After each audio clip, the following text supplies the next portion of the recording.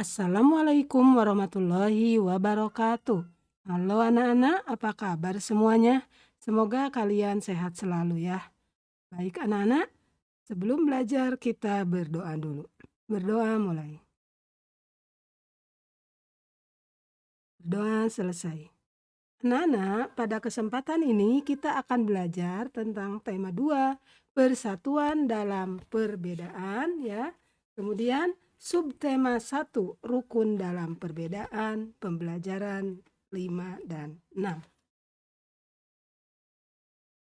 Anak-anak, cinta budaya sendiri merupakan wujud dari penerapan makna proklamasi kemerdekaan. Bagaimana kamu memaknainya? Yuk kita baca teks berikut. Edo, Lani, Siti, Udin, Dayu, dan Beni berencana mengikuti festival budaya. Saat ini mereka sedang berdiskusi untuk menentukan budaya yang akan mereka usung. Edo dan teman-temannya sangat antusias mengikuti festival ini. Mereka ingin memperkenalkan seni dan budaya suku-suku yang ada di Indonesia. Menentukan kebudayaan mana yang akan dipilih tidak mudah. Semua budaya yang dimiliki Indonesia sangat beragam dan menarik. Akhirnya Edo dan teman-temannya memutuskan untuk memperkuat dan memperkenalkan permainan Rangku Ulu. Permainan Rangku Ulu berasal dari Nusa Tenggara Timur. Dalam masyarakat Manggarai, Rangku Alu dilakukan untuk merayakan hasil panen, perkebunan, dan tani. Edo dan teman-temannya sangat bangga dengan kebudayaan Indonesia. Nah, anak-anak, ceritakan tentang makna proklamasi kemerdekaan yang tercermin pada kegiatan Edo dan teman-temannya. Apa, Nak? Di sini kalian isi ya. Berarti apa makna proklamasi di sini? Yaitu Edo dan teman-temannya menunjukkan cinta budaya Indonesia. Betul. Oke, yang kedua, apa yang kamu pelajari dari kegiatan Edo dan teman-temannya terkait makna proklamasi kemerdekaan? Apa, Nak? Yaitu mau memperkenalkan permainan tradisional kepada masyarakat luas. Ya kan? Oke. Nah, nanti kalian tulis isinya di sini ya sayang, di nomor 1 ini. Kemudian yang barusan, apa yang kamu pelajari dari kegiatan Edo dan teman-temannya terkait makna proklamasi kemerdekaan, yaitu apa? Mau memperkenalkan permainan tradisional kepada masyarakat luas. Kalian tulis jawabannya di sini. Oke. Berikan contoh penerapan makna proklamasi kemerdekaan dalam kehidupanmu sehari-hari. Ya kan? Baik di rumah, sekolah, maupun masyarakat. Misalnya kalau di sekolah apa sih penerapan makna proklamasi kemerdekaan? Misalnya kalau ke sekolah apa sih? Misalnya datang tepat waktu, ya kan? Belajar rajin, iya nggak? Nah, sekarang kalian tuliskan di sini selain penerapan makna proklamasi kemerdekaan dalam kehidupan sehari-hari juga baik di rumah, di sekolah, dan di masyarakat ditulis di sini. Ya sayang ya. Oke. Nah, Nana yuk berkreasi. Cinta terhadap seni Indonesia merupakan perwujudan dari makna proklamasi kemerdekaan. Ya. Kemudian, dalam mewujudkannya kamu membutuhkan kerjasama dengan orang lain. Indonesia memiliki ragam tarian yang sangat indah. Keragaman tersebut menambah kekayaan Indonesia yang luar biasa. Nah, perhatikan di sini anak-anak. Di sini ada tari sedati ya, dari mana? Aceh ya. Oke. Kemudian tari andun dari mana? Bengkulu. Oke. Kemudian ada tari tandak dari Riau dan tari tambun dan bungai dari Kalimantan Tengah. Nah, sekarang kalian perhatikan di sini. Nama tarian. Tariannya sedati kan? Tadi kalian sudah lihat. Pola lantainya bagaimana kalau kalian perhatikan tari sedati? Ya, tari sedati nanti kalian isi di sini nih pola lantainya, ya. Tadi pola lantainya bagaimana nih tari sedati ini? Nah, lurus segi 4, ya kan? Berbentuk huruf U, pola zigzag, ya kan? Kemudian apalagi nak? Pola segi 4 silang dan sebagainya, ya. Oke, sekarang tari andun. Tari andun mana tadi? Nah ini tari andun nih sayang ya. Oke, tari andun tuh bagaimana tari andun? Nah, lingkaran pola lantai garis melengkung, ya. Oke, kemudian tari apa nih? Tari tandak ya. Tari tandak, kalau tari tandak bagaimana tari tandak? Tari tandak memiliki pola lantai campuran, ya kan? Sedangkan tari tambun dan bunganya apa, Nak? Yaitu horizontal dan zigzag, ya. Oke, anak-anak. Yuk berlatih. Lingkungan tempat tinggal Lani tinggal terdiri dari penduduk yang berasal dari daerah berbeda-beda. Mereka selalu hidup rukun meskipun berbeda latar belakang dan pekerjaan. Ibu Titin, tetangga Lani, adalah seorang pengusaha kue batik yang berasal dari Jawa Barat. Beliau sangat dekat dengan tetangga dan sering bagikan kue batiknya. Nah, hari ini Ibu Titin membuat beberapa kue batik. Ia menyumbangkan kuenya untuk acara rapat RT di rumah Bu Lani. Ibu Titin memotong kue, ya. Setiap kuenya menjadi 12 potong. Nah, kemudian Lani menghabiskan 3 potong kue. Peserta rapat menghabiskan 31 potong kue. Lani melihat ada 2 potong kue tersisa di atas meja. Berapa kue batik yang dikirim Ibu Titin? Oke, nanti kalian jawab di sini sayang, ya, dengan kalimat matematikanya. Nah, yang kedua, Lani dan Siti membawa kotak kue buatan Ibu Titin ke rumah Edo. 1 kotak kue berisi 6 potong. Nah, mereka membagi 2/1/6 kotak kepada 4 temannya. Ingat ya, jadi mereka membagi 2/1/6 kotak kepada 4 temannya. Apakah Lani dan Siti memiliki potongan kue yang cukup apabila setiap temannya mendapat 4 potong kue? Nah, bagaimana kalau mereka membagi 3 potong kue untuk setiap temannya? Kalian nanti jawabnya di sini sayang, ya. Oke. Nah, untuk pembelajaran 6. Kapan dan di mana kita harus menerapkan hidup rukun dalam perbedaan? Bisakah kita menerapkannya saat berolahraga? Anak-anak, bermain dalam berolahraga membutuhkan persatuan agar kita dapat mencapai tujuan yang diharapkan. Kamu dan temanmu akan bermain dengan mempraktikkan kembali teknik berjalan yang benar. Masih ingatkah kamu dengan permainan talikan pitanya? Hari ini kamu akan bermain dengan permainan yang berbeda dengan menggunakan teknik berjalan.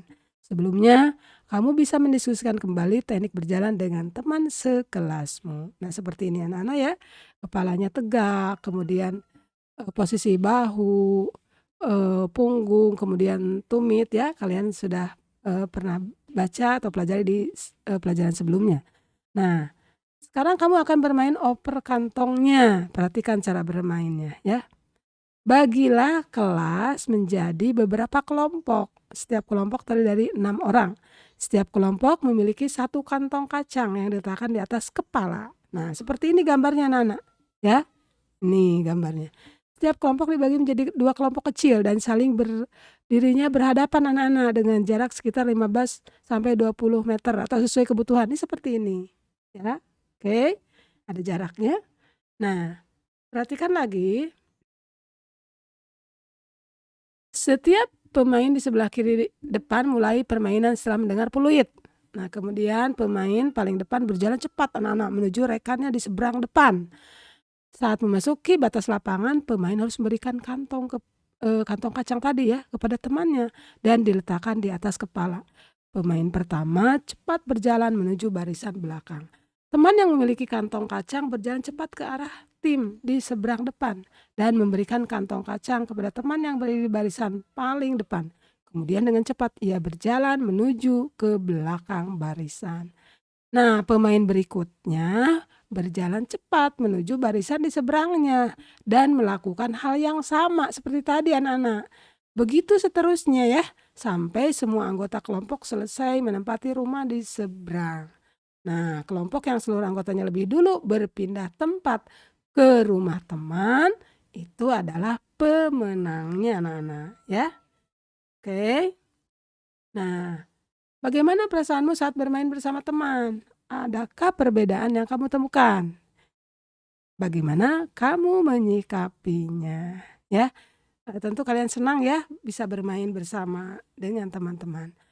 Yuk membaca anak-anak. Menjadi petugas pengibar bendera tidaklah mudah. Tugas tersebut adalah tugas tim yang terdiri dari beberapa orang dan membutuhkan kerjasama yang baik. Setiap anggota harus memahami anggota lain sehingga upacara dapat berjalan dengan hikmat. Menjadi petugas pengibar bendera sangat mulia. Baca teksnya, coba perhatikan. Pengibar sang saka merah putih. Peristiwa proklamasi kemerdekaan melibatkan banyak pihak. Salah satunya adalah mereka yang mengibarkan sang saka merah putih. Berkibarnya bendera merah putih menegaskan berdirinya negara Indonesia yang merdeka dan berdaulat. Abdul Latif Hendra Diningrat Abdul Latif Hendra Ningrat adalah salah satu pengibar bendera pada 17 Agustus 1945 di Pegangsaan Timur, Jakarta.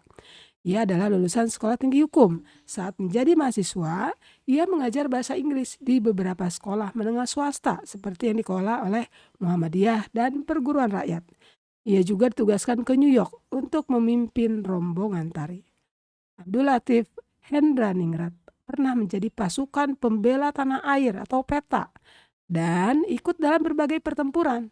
Ia pernah menjabat komandan komando kota ketika Belanda menyerbu Yogyakarta tahun 1948. Kemudian ia ditunjuk sebagai atase militer RI untuk Filipina pada tahun 1952. Lalu dipindahkan ke Washington hingga tahun 1956. Nah, anak-anak, berdasarkan bacaan tadi tulis informasi penting pada peta pikiran berikut. Di sini judulnya tadi pengibar sang saka merah putih. Di sini ada pertanyaan ya. Kalian membuat pertanyaan, jawaban juga. Nah, dari kata apa, mengapa, siapa, di mana, kapan, dan bagaimana. Ya kan? Nah, contohnya seperti bagaimana? Contohnya seperti yang sudah kalian di pelajaran sebelumnya. Misalnya, kapan dilaksanakan pengibaran bendera merah putih? Nah, di sini nih kata-kata kapan. Ya kan? Ada kata kapan kan? Kapan dilaksanakan pengibaran bendera merah putih itu 17 Agustus 45 ya. Kapan sang saka merah putih dikibarkan sebagai tanda proklamasi kemerdekaan? Kapan tuh? 17 Agustus 45, ya kan? Nah, terus ada kata di mana nih? Di mana sang saka merah putih atau di mana dilaksanakannya, ya kan? Peristiwa yang kalian tahu tentang proklamasi itu di mana waktu itu, ya kan? Nah, kalian tulis di sini. Kemudian siapa? Nah, siapa? Kalian tulis di sini pertanyaannya, ya kan? Nah, kemudian ada siapa tadi? Nah, siapa? Kalian bisa tulis di sini. Siapakah Abdul Latif Hendra Ningrat itu? Nah, siapa? Ditulis di sini dan dijawab siapa sih beliau itu, ya? Oke, anak-anak. Nah, anak-anak, mengibarkan bendera merah putih merupakan salah satu wujud dari menjaga persatuan, ya. Untuk melakukannya dibutuhkan kerukunan dari anggota petugasnya. Nah, sekarang tugasnya adalah kalian coba tulislah. Nih, tulislah di sini sayang 3 contoh wujud persatuan dan buatlah rencana untuk mewujudkannya dalam kegiatan di kelasmu.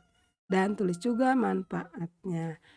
Misalnya apa nih 3 contoh wujud persatuan di dalam kelas nih? Contohnya apa, Nak? Contohnya wujud persatuan dalam kelas misalnya piket kelas, Bu. Betul. Kalian tulis piket kelas. Apa sih manfaatnya? Dengan adanya piket kelas, manfaatnya agar kelas menjadi bersih, indah, rapi. Ya enggak? Ya. Kemudian kalian tulis lagi di sini yang bisa kalian wujudkan contoh wujud persatuan ya. Nah, dan nanti akan dilaksanakan dalam kelas. Kalian tulis di sini 3. Tadi baru 1 Ibu kasih contoh. Kalian tinggal nambahin yang kedua dan ketiga. Oke, anak-anak, baik. Demikian untuk pembelajaran hari ini ya. Silakan kerjakan tugas-tugasnya. Terima kasih atas perhatiannya. Wassalamualaikum warahmatullahi wabarakatuh.